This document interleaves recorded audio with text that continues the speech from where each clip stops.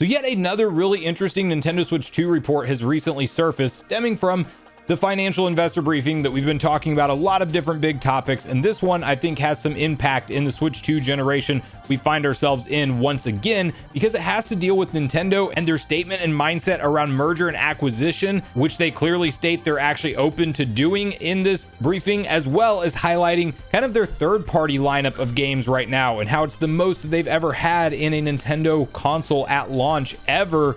And where might that lead us during the Switch 2 generation? And might we see Nintendo make some press briefing announcements that say that they're acquiring new studios, and what might those studios do? Will they be additional development teams that handle actual first-party Nintendo projects, or would they be more port-focused studios like we've seen them acquire Shiver Entertainment as of pretty recently? But I want to share kind of the implications of this and what we should expect for Nintendo in this current generation when it comes to game support as a whole, and especially on the third-party side, plus what might it mean if they do move forward with more of a merger and acquisition strategy as we've seen their competition do in recent years. So we'll break all of this down. Before we do, make sure you like, subscribe, and turn on your bell notification to join Sunbro Nation if you're new here. And I want to first kick this off at an article over at Nintendo Life where they have the write-up with what Nintendo says. Nintendo states its intention to acquire more development teams, growing the Mushroom Kingdom. And you have here, Nintendo has provided its clearest indication yet that it intends to acquire more development teams to strengthen its internal development organization.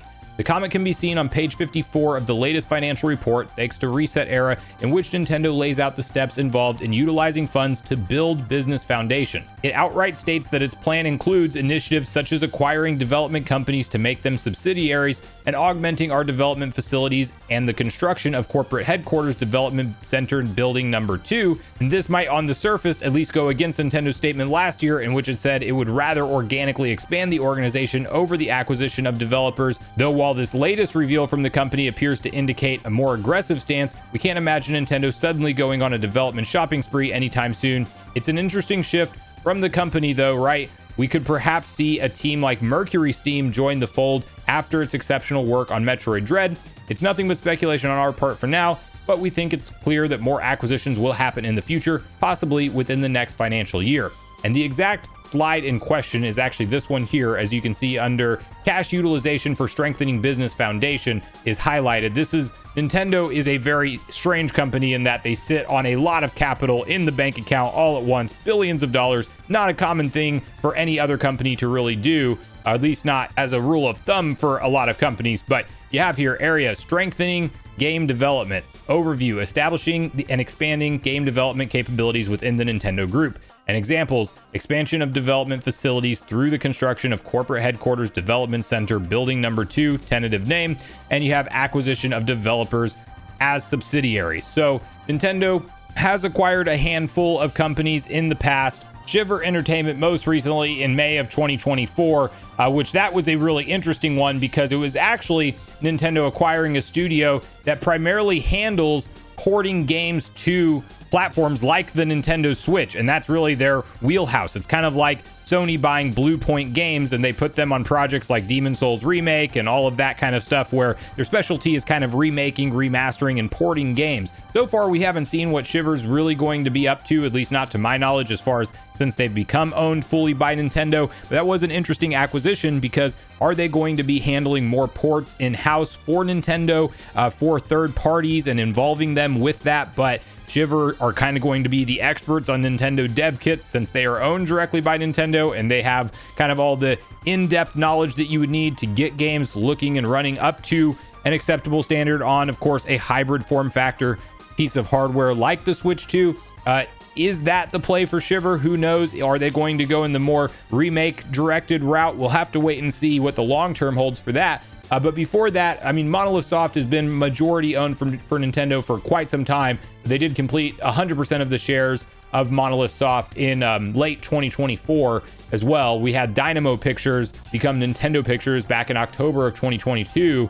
And then we did have Next Level Games all the way back in January of 2021, which of course you may know from Luigi's Mansion 3 and the Mario Strikers series, but they are fully owned by Nintendo. But this is not something that we see Nintendo really dip their toes into too frequently. And as mentioned in that article, they typically like to go in the direction of, we are going to organically grow our own development team because they want Nintendo people and employees with Nintendo DNA, no pun intended, with DNA being another company that they had a joint venture with. But anyway, I would be curious to see if Nintendo is going to announce some bigger acquisitions in the upcoming generation. You know, Platinum Games comes to mind.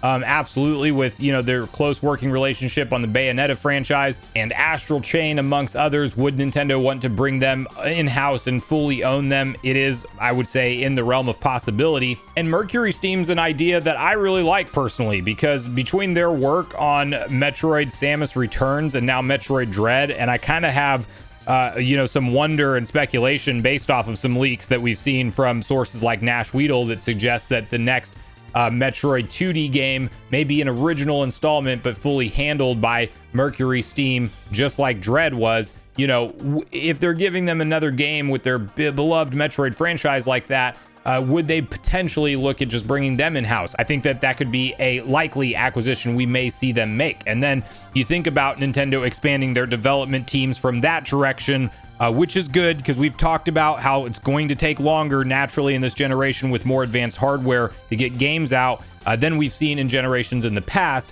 And I think Nintendo doesn't only go in that direction of just organically expanding, but also looking at the merger and acquisition front for companies that they've worked closely with, that it makes sense for them to, you know, bring in under their umbrella. But also, meanwhile, they have to kind of go this third-party direction. And that's where I want to highlight one other thing from the financial investor briefing, where you can see Nintendo Switch 2 titles from other software publishers on this slide. And they have, furthermore, software publishers are releasing a rich lineup of titles for both avid gamers and families. Thanks to the strong support from these publishers, Nintendo Switch 2 has the largest third-party software lineup for a new Nintendo hardware ever. And that is quite a statement there. And it is really true when you stop and think about and look at what we've been talking about in the channel for years, honestly.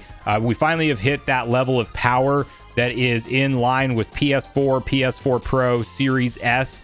And that is, in my opinion, where you really start to see some of the diminishing returns from more powerful hardware. And hence, that console generation lasted a lot longer. Like the PS4 can run games that are modern day now. It may not run it as great, but we pretty much have the power of a PS4 in our hands currently that you can hold with the screen, and you get more up to like a Series S when it's docked.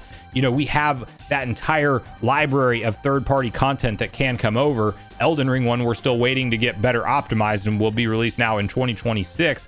But, you know, the fact that Nintendo went out with a company like FromSoft and got an exclusive developed game in the Duskbloods for Nintendo Switch 2 and is a 2026 title, we are seeing them make some stronger relationships with third-party developers than we've ever seen them do in the past. And I think it's quite notable. And listen, for me, you look at the mix of them working with their own publishers and developers and Xbox essentially going third-party. And I mean, the Switch 2 is pretty much going to be able to play everything except first-party Sony exclusives that they keep exclusive to Sony for long term. And I'm still not sold on the fact that we might not see, you know, Horizon or one of their big franchises come to Nintendo Switch 2, because, you know, I mean, we have Lego Horizon, and that was just a decision from the developers that they wanted to bring it to Nintendo Switch. You know, it's possible that Sony starts to tiptoe with that as well, but I don't think it's going to be near as aggressive as what Microsoft is doing. But you look at Nintendo potentially expanding their own development studios, that's going to help offset some of this longer development time. Plus, we have a plethora of third-party support to look forward to. So I think that this is good news all around. And I think that while there is some reason to be concerned in how frequently we'll see major franchises get a new release and how far apart they'll be for the new Mario, Zeldas, and Smash Bros. And stuff like that, I do think we're going to have way more third-party content and hopefully more ports, remasters, and quality stuff that we want to play in the meantime to kind of help fill out that gap. In addition to just the largest selection of third-party games on a console probably ever when it's all said and done. But let me know what you make of all of this in the comments down below. Do you think Nintendo's going on an acquisition shopping spree anytime soon? What studios come to mind for you that you would actually like to see Nintendo potentially look at acquiring? And what do you think of the lineup of third-party support for the console so far? And are you pretty happy with the release cadence we're seeing from Nintendo in the Switch 2 generation so far? Or do you think it needs to ramp up a little bit more personally? So make sure you share all your thoughts and feelings in the comments down below before you leave, regardless if we agree or disagree. Also, make sure you like, subscribe, turn your notification bell. And with that, I've been Sunbro, you've been Nation. Thanks so much for watching, and I'll see you guys in the next video.